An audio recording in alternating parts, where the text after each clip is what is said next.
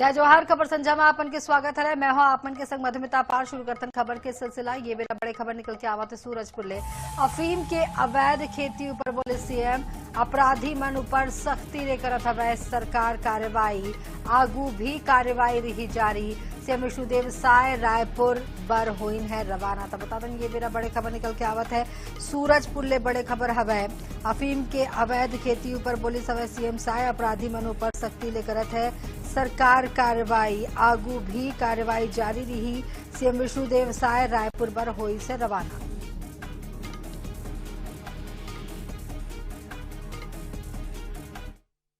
समस्त छत्तीसगढ़ वासियों को नवरात्रि की और खुदरगढ़ महोत्सव की बहुत बहुत शुभकामनाएं। आज मां खुदरगढ़ी दर्शन किए हैं, पूजा अर्चना किए हैं और समस्त छत्तीसगढ़ की खुशहाली की कामना किए हैं। हर साल की भांति यहाँ पर महोत्सव का आयोजन हुआ है और आज दर्शन लाभ हम लोग को मिला है और आने वाले समय में सरकार यहाँ का पूरी तरह से संपूर्ण विकास का काम करेगी। पिछले समय जो घोषणा हुई थी वो सब घोषणा पूरी हो चुकी है। रोपवे और यहाँ के विकास का काम को भी सर्टिफिकेट योजना में बजट में ले लिए हैं और यहाँ को हर दृष्टिकोण से आगे पूरा विकसित करें। कोई भी अपराध जो हो रहे हैं छत्तीसगढ़ के अंदर में पिछले 2 वर्षों में आप लोग भी अनुभव कर रहे हैं कि सख्ती से सरकार कार्रवाई कर रही है और किसी भी तरह का अपराध हो, चाहे अफीम की खेती हो, चाहे कोई भी तरह का अपराध हो और सख्ती से कार्रवाई सरकार करेगी। छत्तीसगढ़ में खेल के मैदान ऊपर अब सियासत के मुकाबला शुरू होगी समय। बस्तर ओलंपिक के बाद अब सरगुजा ओलंपिक की शुरुआत हुई समय। मकसद बताया जाता है कि ग्रामीण प्रतिभा ला मंच देना हवाए। फिर आयोजन शुरू होती आरोप प्रत्यारोप की खेल घलो तेज होती समय। कांग्रेस सवाल उठावत है कि सरकार पलटवार वहां करत हवाए। देखा वेखा रिपोर्ट।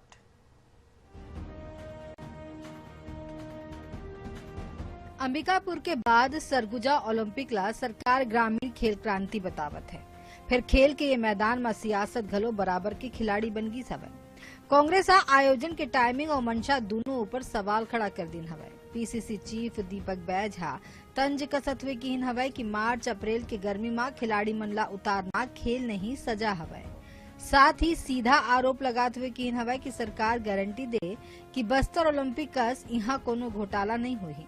कांग्रेस के आरोप ऊपर सीएम विष्णुदेव साय हा पलटवार करीन हवै। सीएम हा कहीन हवै कि जेन ऊपर खुद 5 बछर तक प्रदेश ला लूटे के आरोप हवै वही अब नसीहत देवत है। मार्च और अप्रैल जैसे गर्मी के मौसम में ओलंपिक कराकर खेल कराकर इस धूप में उनको सजा देने का काम कर। और दूसरी चीज, क्या बस्तर ओलंपिक जैसे सरगुजा ओलंपिक में घोटाला तो नहीं होगा? क्या मुख्यमंत्री और पूरी सरकार गारंटी देगी कि अब हम साफ सुथरा ईमानदारी के साथ ओलंपिक करा रहे हैं? अब जो लोग 5 साल पूरा भ्रष्टाचार किए और पूरा 5 साल तक छत्तीसगढ़ को लूटने का काम किए और आज वो हम लोग को नसीहत देंगे, शोभा नहीं देता है। छत्तीसगढ़ में सरगुजा ओलंपिक के आगाज हो चुके हैं। फिर खेल के संगे संग सियासत घलो अपन पूरा रंग में रंगे है। अब देखना ये हो ही कि ये आयोजन सच में खिलाड़ी मन के भविष्य बनाते या फिर आरोप प्रत्यारोप के बीच खेल कहूं पाछू ही छूट जाते। गौरव शर्मा, INS 24/7 रायपुर। छत्तीसगढ़ में अफीम के अवैध खेती ले सल्लग होवत खुलासा हा अब सत्ता पक्ष विपक्ष के बीच जुबानी जंग तेज कर दिन हवै। दुर्ग, बलरामपुर और तमनार में मिले अफीम के फसल ऊपर प्रदेश कांग्रेस अध्यक्ष दीपक बैज सरकार ला आड़े हाथ ले सवै।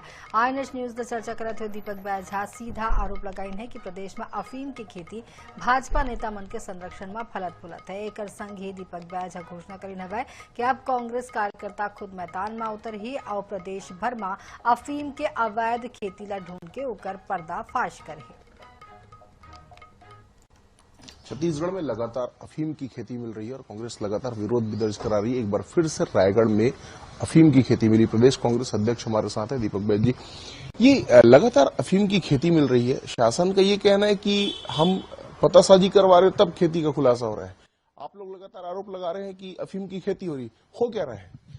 देखिए, वास्तव में लगातार जिस तरह से दुर्ग में 10 एकड़ से अधिक खेत में अफीम का खेती करना, फिर बलरामपुर में 2 जगह पर, अब रायगढ़ के तमनार में, मतलब वास्तव में ये छत्तीसगढ़ के लिए गंभीर और चिंताजनक है, क्योंकि छत्तीसगढ़ के इतिहास में पहली बार कि भारतीय जनता पार्टी की सरकार के संरक्षण में अफीम की खेती की जा रही है। और वो खेती कौन? भारतीय जनता पार्टी के प्रमुख नेता खेती कर रहे हैं। और सरकार चाहती है कि छत्तीसगढ़ को नशे का गढ़ बनाए, ताकि युवा बेरोजगार सरकार से रोजगार नौकरी न मांग सके। और ये तो जनता की जागरूकता है, जो लगातार अफीम की खेती जहां हो रही है, वो पुलिस को सूचना देकर उस पर कार्रवाई के लिए वो बकायदा सूचना दे रहे हैं। ये लेकिन धान की खरीदी हुई तो गिरदावरी कराया गया था, सबसे जानकारी मांगी गई थी, तब इस तरह के खुलासे क्यों नहीं हुए? देखिए, अफीम की खेती मैं समझता हूं कि 8 दिन में तो आप बीज लगा लो और फल लग जाए, संभव नहीं है।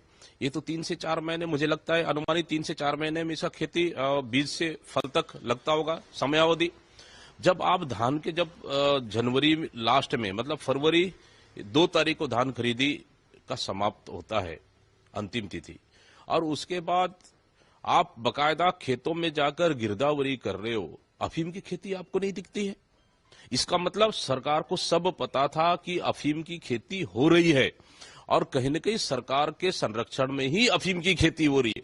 लेकिन अब हल्ला ज्यादा हो गया, लगातार पकड़ा रहे हैं, तो सरकार मजबूरी में उसको कार्रवाई कर रही है। सरकार के संरक्षण में ही ये अफीम की खेती की जा रही थी। तो सरकार के संरक्षण में अफीम की खेती की जा रही है, और लगातार गिरदावरी के बाद भी अफीम की खेती अगर नजर नहीं आई तो संरक्षण था, इसलिए नहीं। इस बात को दीपक बैज कहते नजर आ रहे हैं। कैमरामैन मलकित सिंह गिल के साथ गौरव शर्मा, i24 रायपुर। छत्तीसगढ़ के तमनार थाना क्षेत्र के ग्राम आमाघाट में पुलिस अवैध अफीम की खेती के बड़े मामला के खुलासा करीन हवै। ये कार्यवाही में पुलिस झारखंड निवासी एक आरोपी मार्शल सांगला गिरफ्तार करीन हवै, जबकि ओकर 2 साथी मौका ले फरार हो गिस हवै। संगी पुलिस खेत ले हजारों की संख्या में अफीम के पौधा और तैयार अफीम जब्त करीन हवै। मामला में एनडीपीएस एक्ट के तहत अपराध दर्ज करेगी हवै। उन्हें फरार आरोपी मन की तलाश जारी है।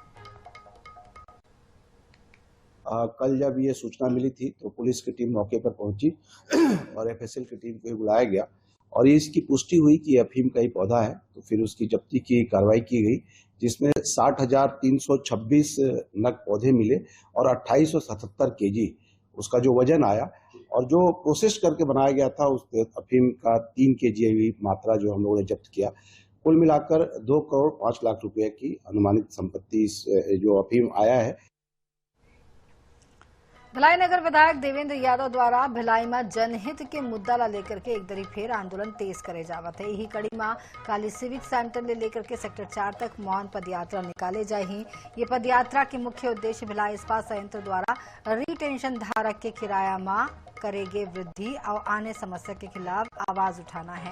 विधायक देवेंद्र यादव बताई सवै कि ये पदयात्रा के तैयारी पूरा कर लेगे है। एक ले पहली घलो ओमन यही मुद्दा ला लेकर के सिविक सेंटर में 1 सप्ताह के सत्याग्रह कर चुके हवाए। अब मौन पदयात्रा के माध्यम से जनता ला जागरूक करे और बीएसपी प्रबंधन के ध्यान आकर्षित करे के प्रयास करे चाहिए।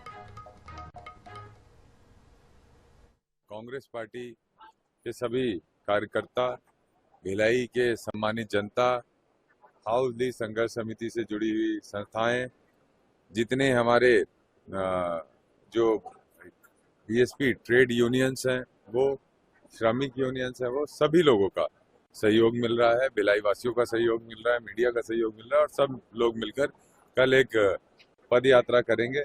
सिविक सेंटर से लेकर आगे सेक्टर 4 चौक तक की ये पदयात्रा रहेगी, और इस तरीके से ये मौन पदयात्रा रहेगी ताकि हम लोगों को संदेश दे सके, जागरूक कर सके। निरंतरता से जागरूकता के लिए हम लोगों ने विभिन्न सेक्टर्स में हमारे दौरे किए हैं, सेक्टर्स में जनता से मुलाकात की है, और कल मौन पदयात्रा कर हम जो बीएसपी प्लांट मौन बैठा हुआ है, हमारी मांगों को लेकर उनको याद दिलाना चाहते हैं कि आप चुप्पी तोड़िए और जनता की जो डिमांड्स है, भिलाई वासियों की जो डिमांड्स है, भिलाई की बसाहट को बचाए रखने की जो डिमांड्स है, उसको पूरी कीजिए।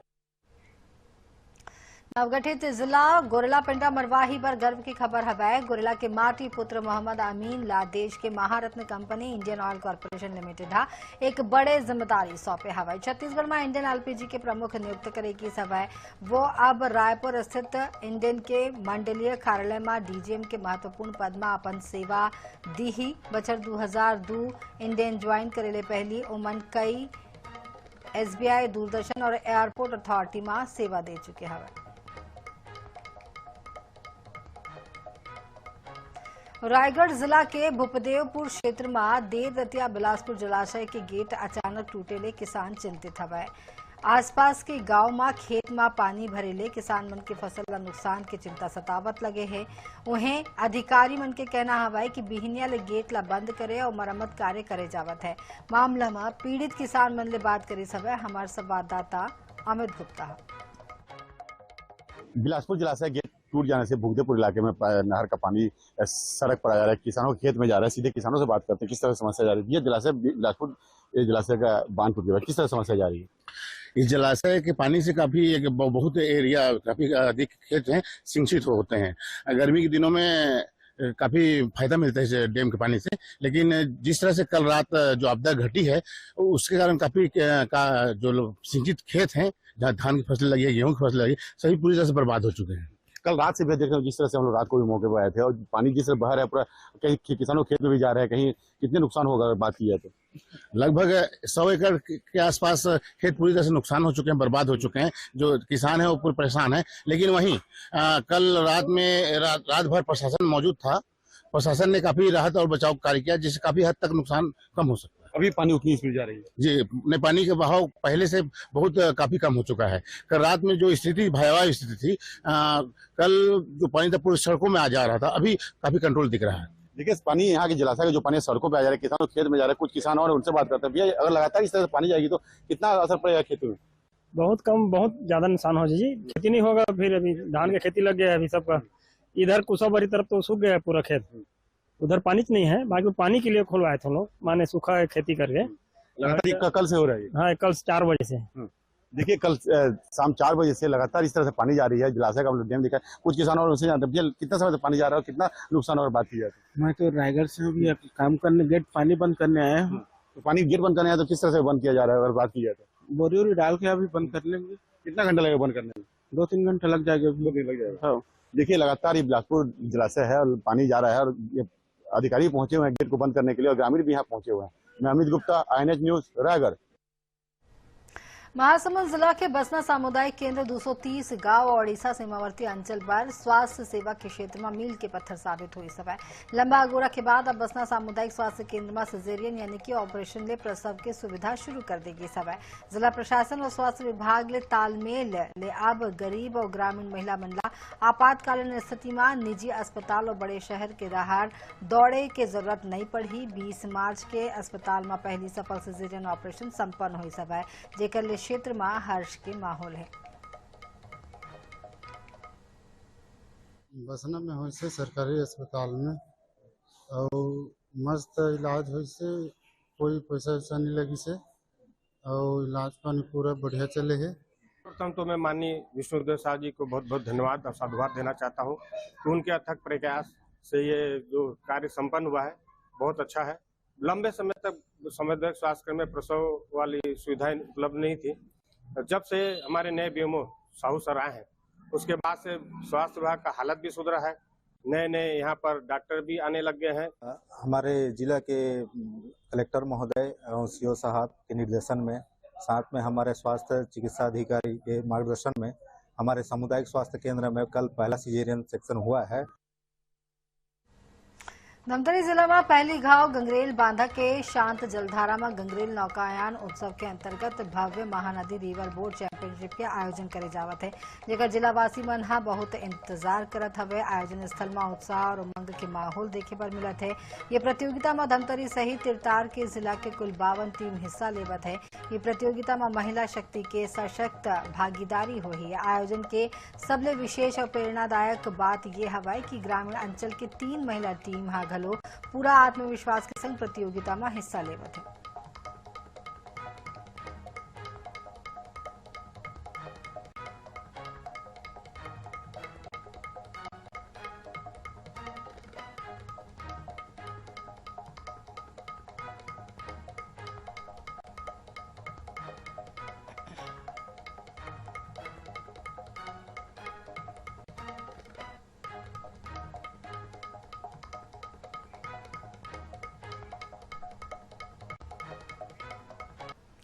बिलासपुर ले बड़े खबर हवे पटवारी मन के प्रमोशन मामला में हाईकोर्ट सख्त हाईकोर्ट जताई सब नाराजगी प्रमोशन नहीं मिलेला लेकर के नाराजगी केस बिना कारण प्रमोशन रोकना उचित नहीं हराए।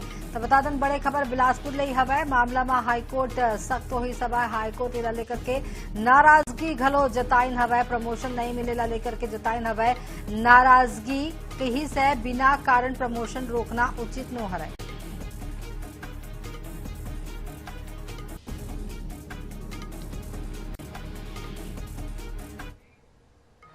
प्रदेश के सामाजिक संस्था नवसृजन मंच द्वारा आयोजित बिटिया जन्मोत्सव के आयोजन के अंतर्गत 151 बेटी मन के माता पिता के सम्मान करेगी सभा।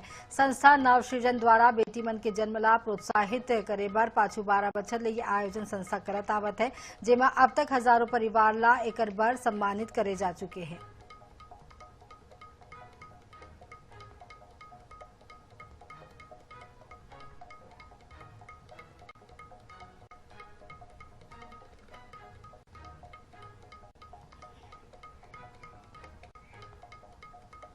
धमतरी के गंगरेल के हसीन वादी में विराजमान अंगार मोती माता की महिमा निराला हवा। नवरात्र के ये पावन पर्व में लोगन माता की भक्ति के रंग में डूबे हुए हैं और ये दरबार में हर रोज आस्था के सैलाब उमड़ते। शक्ति और भक्ति के संगम में कई चमत्कार होवत रहे थे।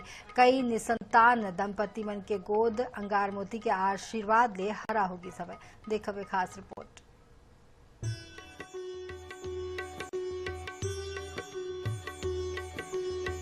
गंगरेल के पहाड़ी के बीच विराजित मां अंगार मोती की ये भव्य दरबार बीते 600 बछर के इतिहास ला अपन अंदर समेटे हुए है। चवरगांव के बीहड़ मां अंगार मोती स्वयं प्रकट हुईन है और अपन प्रभाव ले पूरा इलाका ला अलौकिक कर दिन हवे।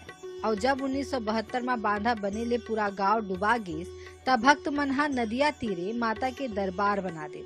तब ले ये दरबार में आस्था के जोत जले के सिलसिला जो शुरू हुई सवाए वो आज तक जारी है। माता रानी का दर्शन करने आए हैं और शुरू से ही आ रहे हैं। माता रानी हम सभी का मनोकामना पूर्ण करते आ रहे हैं और यहाँ नवरात्रि के टाइम अत्यधिक भीड़ रहता है। माता रानी सबकी मनोकामना पूर्ण करते हैं। यहाँ ना दूर दूर से आते हैं सब।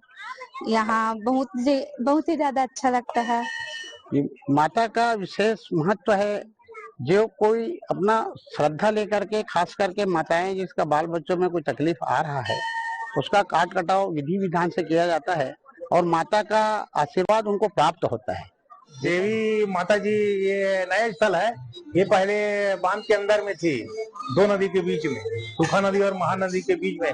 जब डैम बना पानी भरते गया तो वहाँ से निकाल कर यहाँ 1976 में स्थापना किया गया है। हर नवरात्र यहाँ मेला लगते और श्रद्धालु बहुत दुरिया दुरिया ले माँ के दर्शन बर यहाँ आते। सौम्या यादव, INS 24/7 धमतरी। छत्तीसगढ़ के बजट 2026-27 जिसमें शायद सरकार ने आधी आबादी को केंद्र में रखकर बड़ा सियासी और सामाजिक संदेश देने की कोशिश की है। दावा है कि ये बजट महिलाओं को सिर्फ लाभार्थी नहीं बल्कि आत्मनिर्भर शक्ति बनाएगा, जो महिलाओं के सामाजिक, आर्थिक और सांस्कृतिक सशक्तिकरण की दिशा में निर्णायक कदम साबित होगा। देखिए खास रिपोर्ट।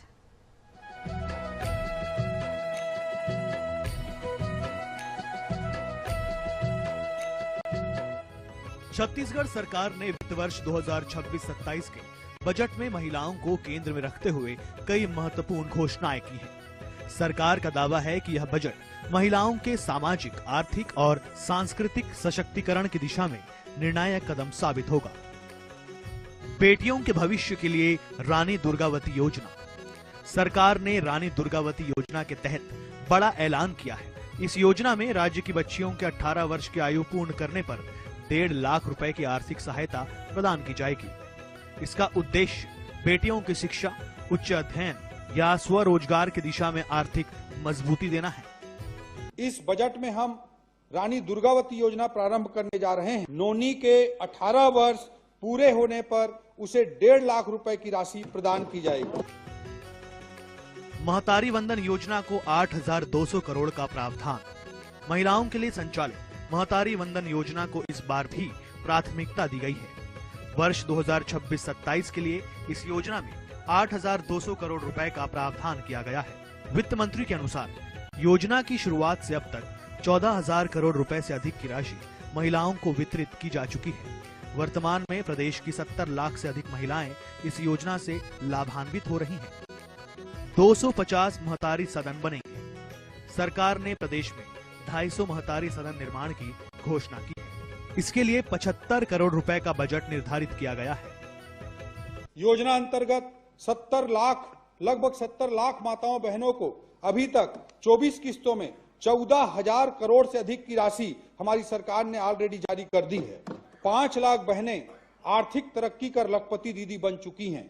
लखपति दीदियों के व्यवसायिक एवं आर्थिक अनुभव विस्तार हेतु एक नई योजना मुख्यमंत्री लखपति दीदी भ्रमण योजना के लिए भी बजटीय प्रावधान किया जा रहा है। प्रदेश में 250 महतारी सदन बनाने के लिए भी इस बजट में 75 करोड़ का प्रावधान किया गया है। स्वास्थ्य और पोषण पर भी जोर। ग्रामीण स्वास्थ्य कार्यकर्ताओं के लिए मितानिन कल्याण निधि में 350 करोड़ रुपए का प्रावधान किया गया है। इसके अलावा मिशन वात्सल्य योजना के लिए 80 करोड़ रुपए निर्धारित किए गए हैं। प्रदेश के आंगनबाड़ी केंद्रों के लिए भी 800 करोड़ रुपए का बजट तय किया गया है। प्रदेश की आंगनबाड़ियों के संचालन हेतु 800 करोड़, पूरक पोषण आहार योजना हेतु 650 करोड़, पोषण अभियान एवं कुपोषण मुक्ति योजनाओं हेतु 235 करोड़ का प्रावधान किया गया है। हमने 25 विकास खंडों में डायलिसिस केंद्र तथा 50 विकास खंडों में जन औषधि केंद्र के लिए भी बजटीय प्रावधान किया है। पोषण, मातृ एवं शिशु स्वास्थ्य सेवाओं को और सुदृढ़ किया जाएगा। Programming desk INS 24/7।